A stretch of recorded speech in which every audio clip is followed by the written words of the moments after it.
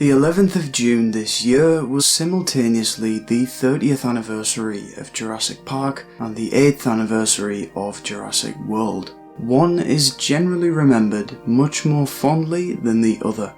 So today I want to highlight how the 2015 film is actually a cinematic masterpiece that the subsequent installments ultimately tarnished the reputation of. So what the hell happened to Jurassic World?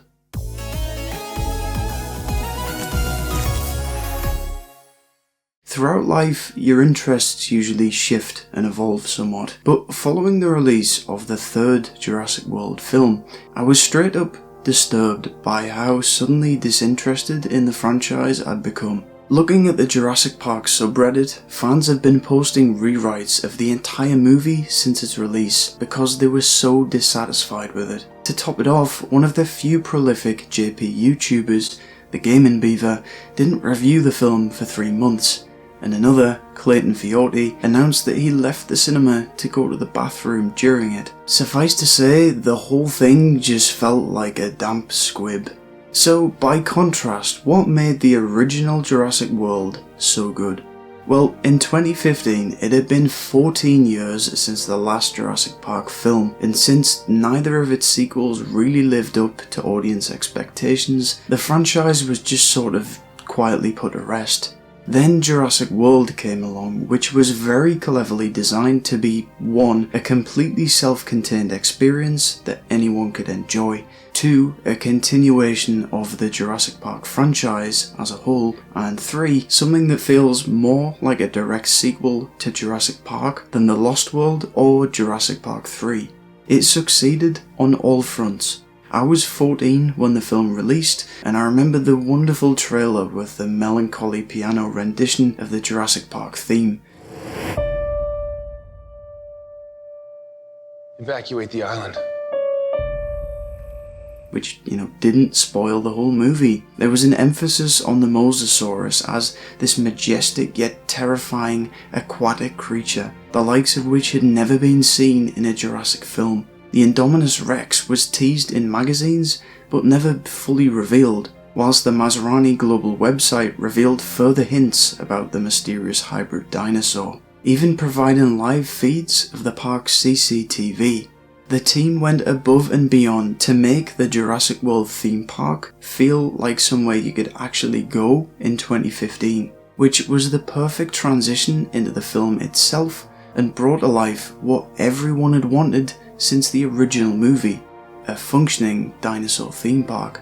It's hard to convey exactly what I felt upon first seeing the movie, and only describe it as fresh and a unique cinema experience. The whole theme park vibe makes the movie feel like an adventure. All of the characters feel real and tangible, as do the dinosaurs. And I think people forget just how revolutionary this CGI was, and still is, in a similar way to Jurassic Park. People shouted CGI fest and demanded animatronics, but look where that got you. It gets used a lot throughout the film because it works really flippin' well. The end scene with Owen stroking Blue always comes to mind because that is just real, man. The pacing really does just take you on this journey like a theme park ride. Just seeing this living and breathing place prior to anything disastrous happening is eye-widening enough, with an insane amount of detail in every frame. You get the sense that this is where Jurassic Park once stood, and that essence is carried over, but Jurassic World is very much its own thing. The writing is strong and intelligent throughout the film. There's wonderful characters beyond the brilliant main cast, such as Masrani, whose death was incredibly impactful because of this, and Lowry, who ends up playing a surprisingly key role at the end. I vividly remember all of these characters, music cues, and iconic scenes that all make for an experience that can go from hilarious to shocking and heartwarming. This serves as the big Jurassic Park sequel that finally lived up to the original. You didn't get the sense that they were overcomplicating it to expand into a franchise. It was just a single, self-contained, really enjoyable story. When I saw it at the cinema, there was even a mild applause when the credits rolled, which never happens in the UK. Everyone I know also loved the film, even if they weren't into dinosaurs. You know, there's a strong narrative with characters and heart that anyone could appreciate. Me, my dad and my brother just talked about how good the film was so much that we eventually just went, wait, what if we went to see it again? And I had never before in my life had the urge to do so, but yes, Jurassic World was the first film that made me go to the cinema twice. If anything, this just enhanced the excitement, knowing that disaster was round the corner and the T-Rex was going to come out, which I did not the first time round. You know, made the adrenaline pump round even more, and I continue to notice new details to this day, as opposed to noticing more flaws in the later films. The whole ending was executed so well, with the original JP T-Rex appearing for the first time in 22 years, along with a music motif and the significance behind all that. It was powerful and meaningful.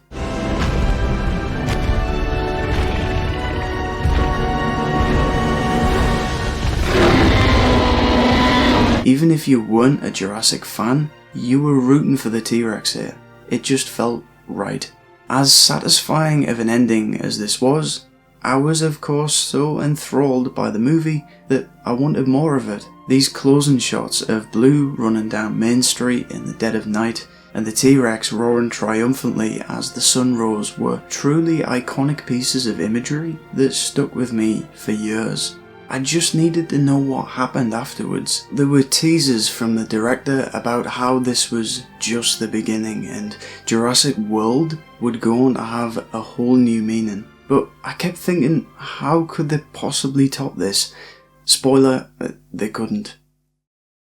Off the back of Jurassic World's success when it became the third highest grossing movie of all time, the director Colin Trevorrow was asked to direct a Star Wars film. So he said yes, and in that moment the future of Jurassic World was left hanging in the balance. I find it fascinating that he spoke so confidently about his plans for the franchise, only to drop it like a stone for Star Wars. The ironic thing is that he was fired from Star Wars 2 years later due to creative differences. Another director, J.A. Bayona, was by that point assigned to direct the second Jurassic World, so Colin ended up writing some of it, but it wasn't really his movie anymore. What strikes me the most is that if he really believed in Jurassic World as a franchise, why would you jeopardize all that? And the answer is that he probably didn't believe in it. When initially speaking of the sequel, he says it will get to be a different kind of film. The audience has given us permission to a certain extent to take this to the next level, and goes on to explain that you can't really make a franchise out of Jurassic Park's current formula of people getting stuck on an island. So instead he planned to shift the focus from the dinosaurs themselves to the consequences they create for the humans, and this may seem familiar because it's basically the plot of Dominion. But as a result, it doesn't feel like Jurassic Park. Say what you will about The Lost World and Jurassic Park 3, but they both captured the essence of Jurassic Park through the environment and claustrophobic feeling of being trapped on an island with dinosaurs. My take on it is that you could have easily set the two following movies on Isla Nublar or possibly Sona and told so many interesting stories. The only real limitations would be your imagination. But Colin Trevorrow seemed dead set on this concept of the dinosaurs being released into the world. So that's where it went.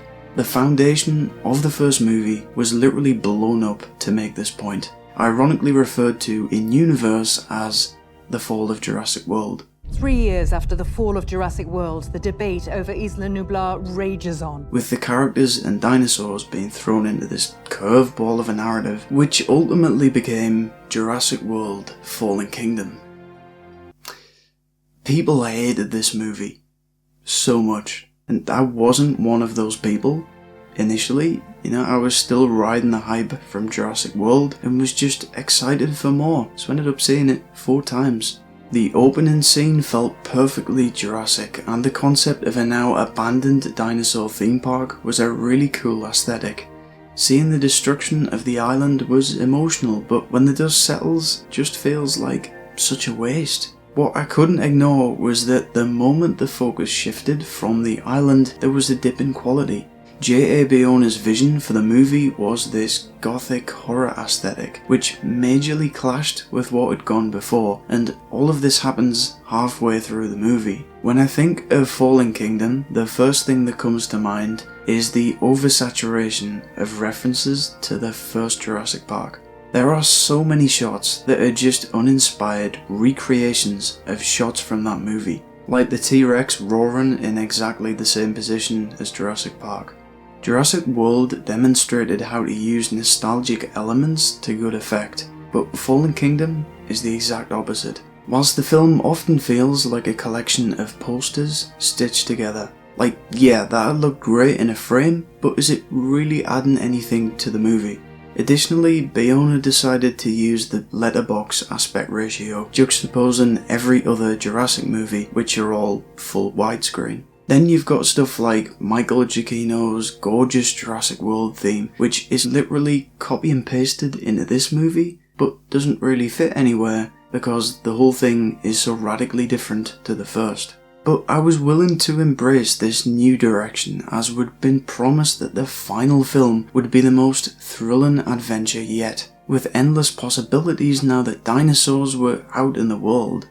Colin Trevorrow was returning to direct and bringing back the original cast of Jurassic Park to play substantial roles alongside the current cast. Would this finally be the film to blow me away in the same way Jurassic World did all those years ago? No, because what we got was Jurassic World Dominion. Trevorrow alluded to the dinosaurs escaping into the world several times, but when it got to that point, he emphasised that it had to be realistic and not just running through cities like in the Lost World. So what you end up with is some of the most mundane and uninteresting scenes in the entire franchise, of dinosaurs just sort of being there and not serving the plot, or really doing an awful lot.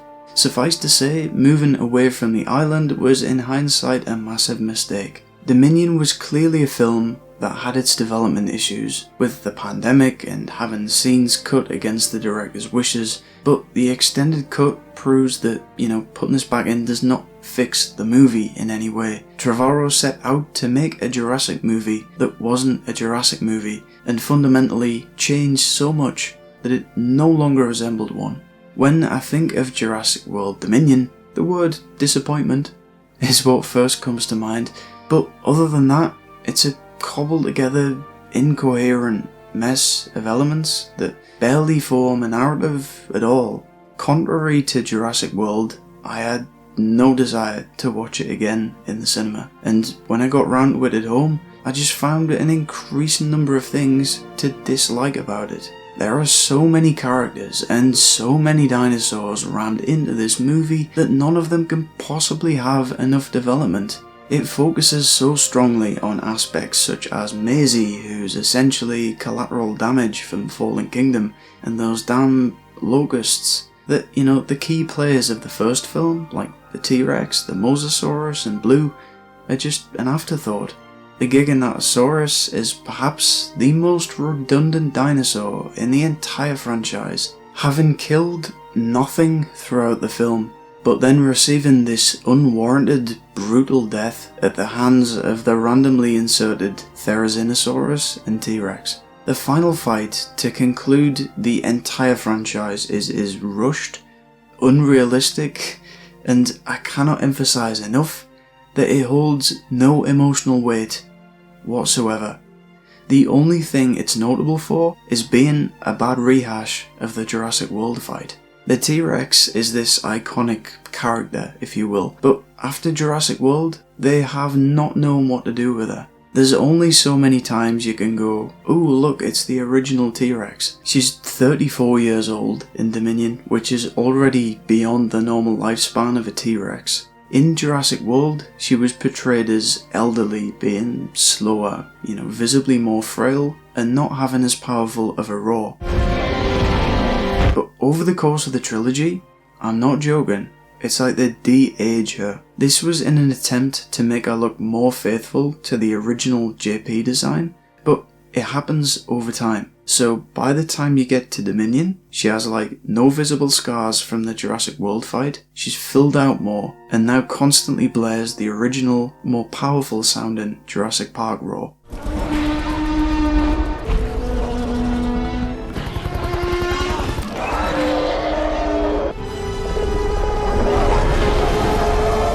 Around the same time the sequels released, you could feel this almost hatred coming from fans of actual paleontology towards the Jurassic films. It's common knowledge that the dinosaurs of Jurassic Park don't have feathers and such, as many did in real life, which is explained in-universe by the incomplete DNA sequences being used to make these dinosaurs in a lab.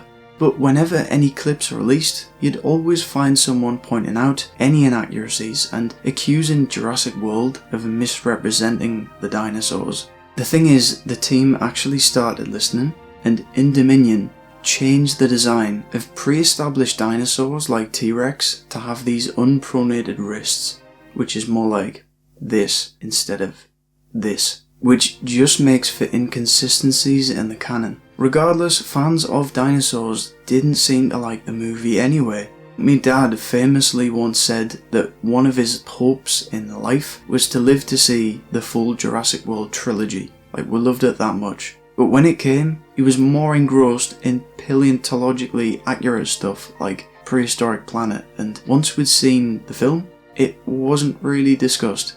He'd just look at these other interpretations and go, oh, that's what they really would have looked like. And I was at a loss. Like, after 7 years of build-up, everyone I knew that previously loved Jurassic World would just sort of turn their nose up at the mention of its name. I think people underestimate word of mouth when it comes to movies. Like, when the first film released, you could feel the excitement in like the air, and everyone had either already seen it or wanted to watch it. There was a similar vibe for Fallen Kingdom, but when people watched it, there was an undeniable sense of disappointment. This then caused loads of people to just not bother with the third film, and those that did seemed to actively hate this movie with frightening passion. But me, I was mostly just sad. It felt like everything I loved about Jurassic World, from the narrative, the characters, visuals and music, had all been painstakingly stripped away over the course of these sequels. What remained was something that didn't remotely capture the feeling of Jurassic World in 2015. And you often have to clarify the 2015 part, because evoking the name Jurassic World these days generally just reminds people of the travesties of late, and not that original film. I can't count the number of times I've seen Reddit posts saying, God, I hate those Jurassic World films. And it is painful to see the 2015 film sort of eternally lumped in with the other two. In reality, it was the perfect conclusion all along. I know for a fact that in years to come, Jurassic World will be hailed as this underappreciated gem. In fact, you already get a sense that's starting to happen. But for years, when people would rank all the films, at the top of my list would be Jurassic World. And that's something people couldn't seem to comprehend. Like, I get replies saying, hey, I think you've made a mistake there, bud. It says Jurassic World above Park there. You get the usual, but everyone grew up with Jurassic Park. It's the original, and there wouldn't be a Jurassic World without it. I know, and I adore both movies, but this is my Jurassic Park. At the age of 14, when I really needed it, this movie gave me a cinematic experience unlike any other, and that's something I'll never forget.